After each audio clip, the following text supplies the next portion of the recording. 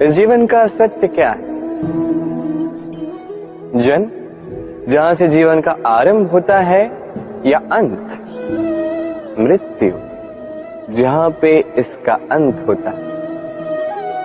जीवन का सत्य ये नहीं है, सब कुछ ये नहीं है। इससे देखा जाए तो कोई अंतर नहीं पड़ता कि आपका जन्म कहां हुआ था, कैसे हुआ था। इससे भी कोई अंतर नहीं पड़ेगा कि आपकी मृत्यु कब होगी, कहां होगी। अंतर इससे पड़ता है, महत्वपूर्ण ये है कि जो भी आपने जीवन जिया, किस उद्देश्य से जिया, किस मंतव्य से जिया।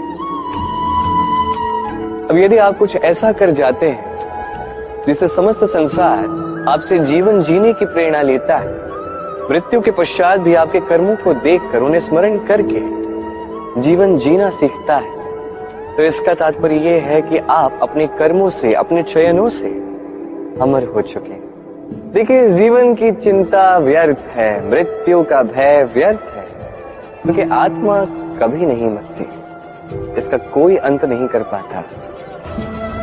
न काल, न मृत्यु, न ही समय।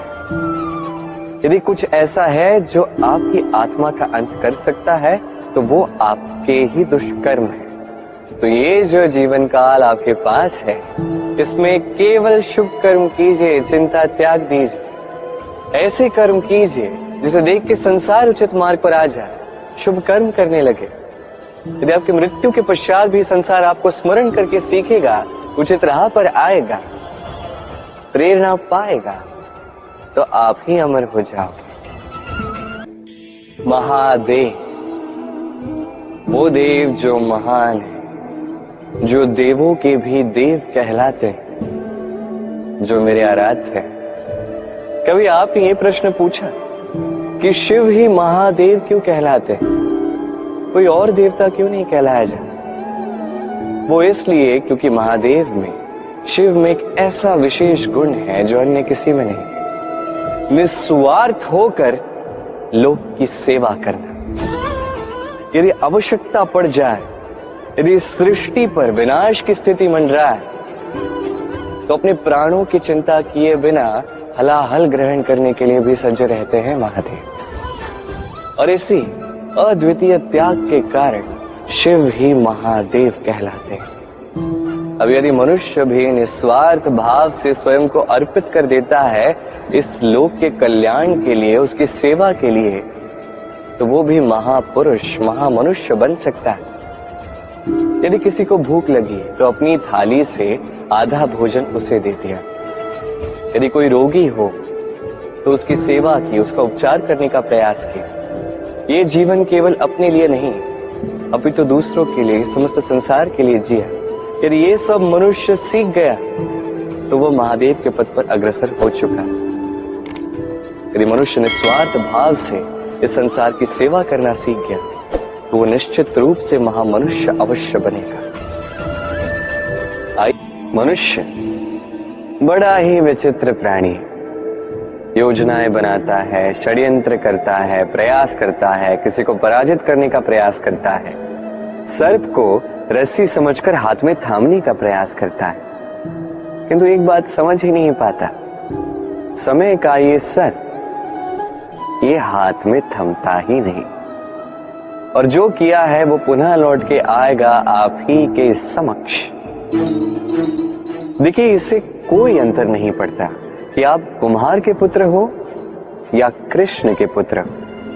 यदि आप अनुचित कर्म करोगे तो आपके साथ भी अनुचित ही होगा, अशुभ कर्म करोगे आपके साथ अशुभ ही होगा। कुरुवंश अत्यंत महान वंश था। कुरुवंश क्या हुआ उसके साथ? पूरा का पूरा वंश ढह गया। कारण उनका मंतव्य अशुभ था। वहीं 5 वनवासी पांडव महाभारत जीत गए, कारण उनका मंतव्य शुभ था। स्मरण रखिएगा, शुभ की अग्नि जलाओगे शुभ का ही तप पाओगे, अशुभ की अग्नि जलाओगे नरक में ही जलोगे। जीवन में सीखना अत्यंत आवश्यक है। अब क्या क्या सीखना है, ये सिखाने के लिए भी अनेक शिक्षक हैं, किंतु क्या नहीं सीखना है और क्या नहीं करना है, ये हमें अपने अनुभवों से ही सीखना पड़ता है।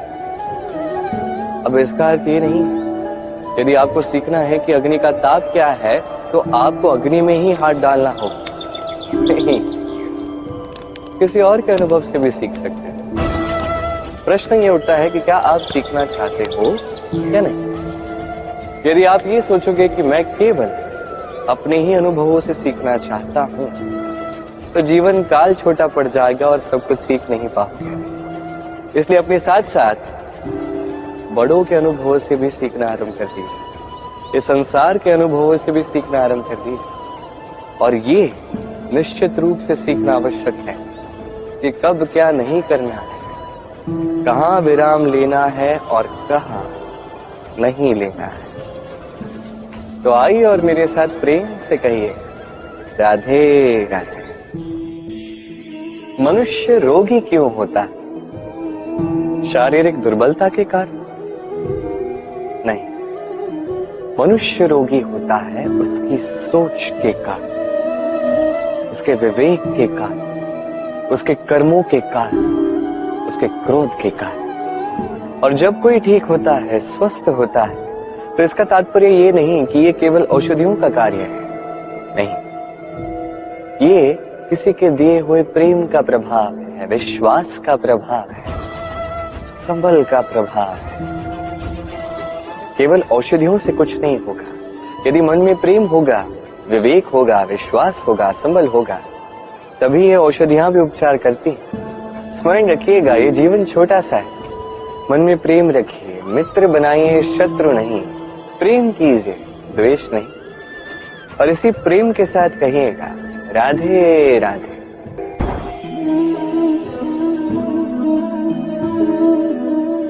शांत, सुखद निद्रा मनुष्य के जीवन का एक अत्यंत महत्वपूर्ण सुख और आवश्यकता भी है। देखा जाए तो इस संसार का हर एक पशु पक्षी, हर एक जीव निद्रा अवश्य प्राप्त करता है, किंतु मनुष्य जिसमें सोचने समझने की शक्ति अन्य पशुओं से अधिक है, उसे निद्रा में थोड़ी समस्या अवश्य होती है। क्यों?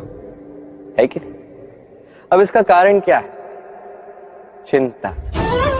अब चिंता हम सभी के जीवन में, हम सभी जानते हैं कि चिंता कभी हमारी सहायता नहीं करती, फिर भी हमारे जीवन में क्यों? क्या चिंता से कभी किसी समस्या का निवारण हुआ है? क्या धन की चिंता करने से धन प्राप्त होता है? क्या भविष्य की चिंता करने से भविष्य ठीक हो जाता है? क्या स्वास्थ्य की चिंता करने से स्वास्थ्य अपने आप ठीक होगा? नहीं।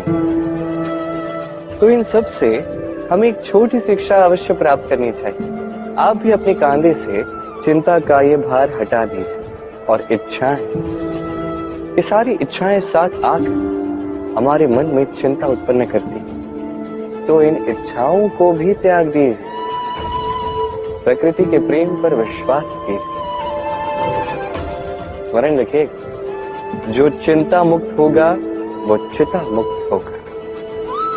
चैन की निद्रा पाइए और निद्रा को जाने से पूर्व मेरे साथ प्रेम से कहिएगा, राधे राधे। आज मैं आपको ऐसी कथा सुनाऊंगा जो मेरे नंद बाबा ने मुझे सुनाई थी जब मैं छोटा सा था। कथा एक साधु और एक बिच्छू की। एक बार एक साधु नदी के तट पर स्नान कर रहे थे। उन्होंने देखा कि जल के प्रवाह से एक बिच्छू बहे जा रहा है। उसके प्राण बचाने के लिए उन्होंने उसे उठा के तट पर रखने का प्रयास किया, किंतु जैसे ही उन्होंने बिच्छू को उठाया, बिच्छू ने उन्हें काट लिया। साधु ने पुनः प्रयास किया, उसे उठाया, बिच्छू ने पुनः उन्हें काट लिया।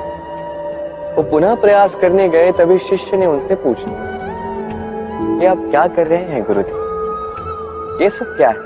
आप उसी के प्राण बचाने का प्रयास कर रहे हैं जो आप ही को काट रहा है। गुरुदेव ने उत्तर दिया कि वो बिच्छू होकर अपना कर्म कर रहा है, अपनी प्रवृत्ति, अपना व्यवहार बदल नहीं रहा, तो मैं साधु होकर क्यों बदलूं? इसका तात्पर्य सरल है।